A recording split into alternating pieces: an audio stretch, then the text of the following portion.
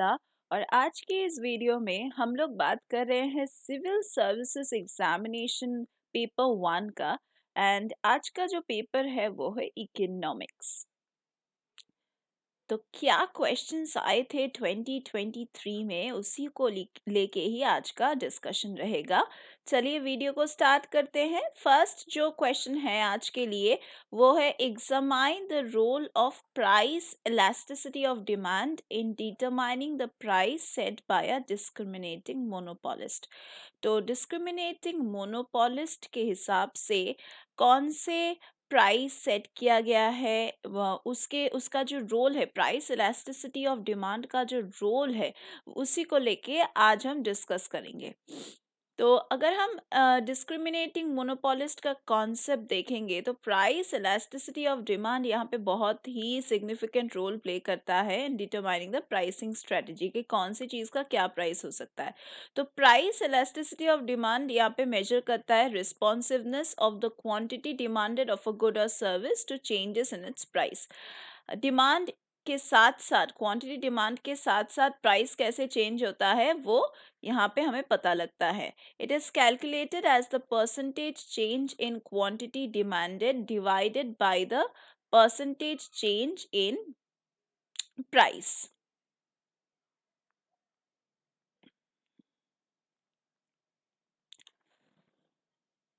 एक discriminating monopolist के लिए जिसका एबिलिटी है to set different prices for different segments of consumers, यहाँ पे role of price elasticity of demand बहुत सारे वेज में हम इसको देख सकते हैं। जैसे कि पहला जो पॉइंट है वो है प्राइस डिस्क्रिमिनेशन स्ट्रैटेजीज। एक डिस्क्रिमिनेटिंग मोनोपोलिस्ट एंगेज कर सकता है in various forms of price discrimination, जैसे कि first degree for personalised, second degree और third degree price discrimination.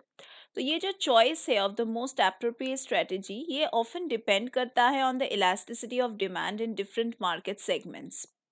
Secondly, first degree price discrimination, यहाँ पे जो फर्स्ट पॉइंट में मेंशन किया गया है first degree price discrimination.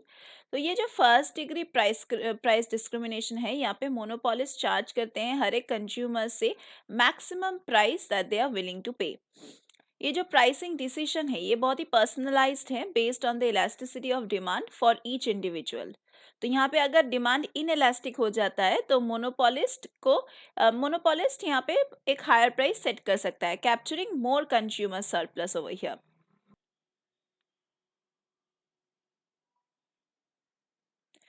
Next आते हैं towards second degree price discrimination. तो सेकेंड डिग्री प्राइस डिस्क्रिमिनेशन यहाँ पे जो होता है वो उसमें different prices based on quantity consume charge किया जाता है या फिर अदर ऑब्जर्वेबल कैरेक्टरिस्टिक्स भी है। यहाँ पे जो मोनोपोलिस्ट है वो डिफरेंट प्राइस टायर्स सेट करते हैं to extract more consumer surplus from those willing to pay higher prices. Fourth जो है वो है to Okay, this is the third degree price discrimination. तो third degree price discrimination में involve होता है dividing the market into different distinct segments based on certain characteristics.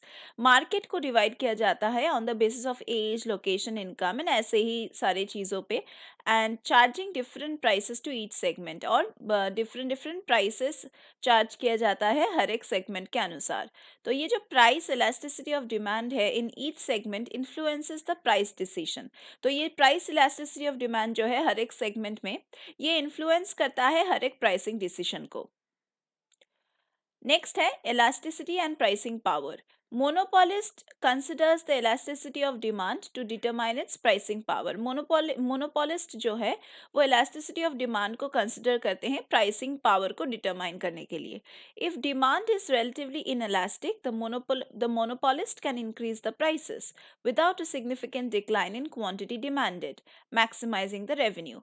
तो अगर डिमांड इनएलास्टिक होता है रिलेटिवली तो मोनोपोलिस्ट यहाँ पे प्राइसेस को इंक्रीज कर देते हैं, और without any kind of significant decline, मतलब क्वांटिटी डिमांड में कुछ डिक्लाइन नहीं होता है, मैक्सिमाइजिंग, वो उनका प्रॉफिट या फिर रेवेन्यू को मैक्सिमाइज करते हैं इससे।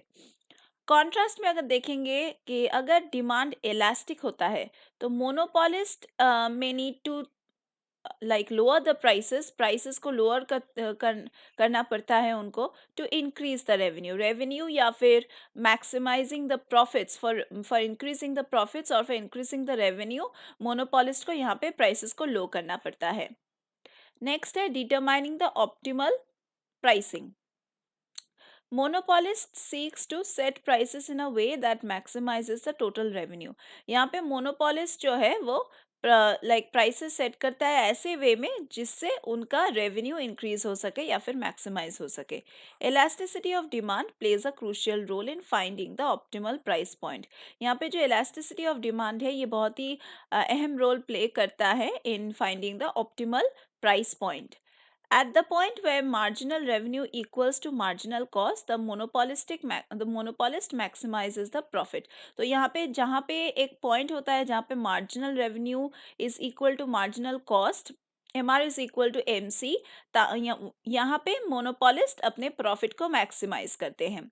ये जो प्राइस इलास्टिसिटी ऑफ डिमांड है ये इन्फ्लुएंस करता है कि how much the monopolist can deviate from his point two extract surplus from the consumers.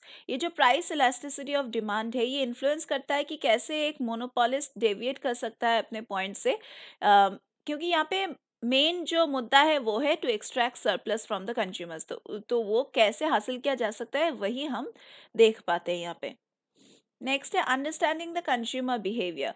Price elasticity of demand helps the monopolist understand how consumers react to changes in prices. Price elasticity of demand से हमें पता लगता है या फिर monopolist को पता लगता है कि consumers कैसे react करेंगे अगर prices में कुछ changes आते हैं तो. This understanding is crucial for designing effective pricing strategies. ये understanding बहुत ही important है for designing effective pricing strategies, whether through bundling, discounts or other pricing mechanisms. चाहे वो बंडलिंग के थ्रू हो, चाहे वो डिस्काउंट्स के थ्रू हो या फिर चाहे वो कोई और प्राइसिंग मैकेनिज्म्स के थ्रू हो. नेक्स्ट है मार्केट सेगमेंटेशन. मार्केट सेगमेंटेशन में इलास्टिसिटी ऑफ डिमांड हेल्प करता है in identifying and segmenting the markets effectively. Monopolist जो है यहाँ पे चार्ज कर सकते हैं higher prices in the markets with less elastic demand and lower prices. यहाँ पे लेस इलास्टिक डिमांड होता है और लोअर प्राइसेस होता है इन the markets with more elastic demand, thus extracting the maximum surplus. Lastly dynamic pricing. बहुत सारे type के प्राइसिंग होते हैं एंड प्राइसेस यहाँ पे चेंज होता है. प्राइस इलास्टिसिटी बहुत ही एसेंशियल है डायनामिक प्राइसिंग के लिए, जहाँ पे मोनोपोलिस्ट एडजस्ट कर सकते हैं प्राइसेस को based on changing market conditions. Demand fluctuations भी होता है, उसके हिसाब से भी एडजस्ट कर सकते हैं मोनोपोलिस्ट प्राइसेस को, या फिर कोई भी अदर फैक्टर्स भी आप कंसिडर कर सकते हैं. Elasticity guides the monopolist in making real-time pricing decisions to optimize the revenue. तो इलास्टिसिटी जो है वो गाइड करते हैं एक मोनोपोलिस्ट को कि वो अपने रियल टाइम प्राइसिंग डिसीजंस ले सके ताकि वो अपने रेवेन्यू को बढ़ा सके, ऑप्टिमाइज कर सके रेवेन्यू को. तो हम समराइज करके कह सकते हैं कि ये जो प्राइस इलास्टिसिटी ऑफ डिमांड है ये बहुत ही क्रिटिकल फैक्टर है for discriminating monopolist in determining the prices it sets in different market segments. तो बहुत ही क्रिटिकल फैक्टर होता है जहाँ पे ये एक डिस्क्रिमिनेटिंग मोनोपोलिस्ट को हेल्प करता है in determining the prices to be set in the different market segments. तो by understanding how the consumers respond to changes in prices, the monopolist can tailor its pricing strategies to maximize the revenue and extract the surplus efficiently. तो इस हिसाब से अगर आप consumers कैसे respond करते हैं with the changes in prices अगर आप ठीक से जान पाएंगे तो मोनोपोलिस्ट यहाँ पे मोनोपोलिस्ट की बात हो रहा है. अगर मोनोपोलिस्ट ये अच्छे से समझ पाए तो monopolist can like tailor its own pricing strategies to maximise the revenue and अपने मार्केट में वो खुद ही प्रॉफिट गेनर होगा, एफिशिएंटली प्रॉफिट गेन कर सकते हैं. तो यही था आज के क्लास के लिए. अगर आप ऐसे ही डिस्कशंस करना चाहते हैं, 1-to-1 इंटरैक्टिव सेशंस चाहते हैं, देन आप हमारे क्लासेस में ज्वाइन कर सकते हैं. नीचे दिए गए डिस्क्रिप्शन बॉक्स में सभी कॉन्टैक्ट डिटेल्स और वेबसाइट लिंक मिलेगा. Do have a look at the description box. Thank you for being with me till the end. अगर आपके मन में कोई भी क्वेश्चंस हैं तो नीचे दिए गए कॉमेंट बॉक्स में पोस्ट कर सकते हैं.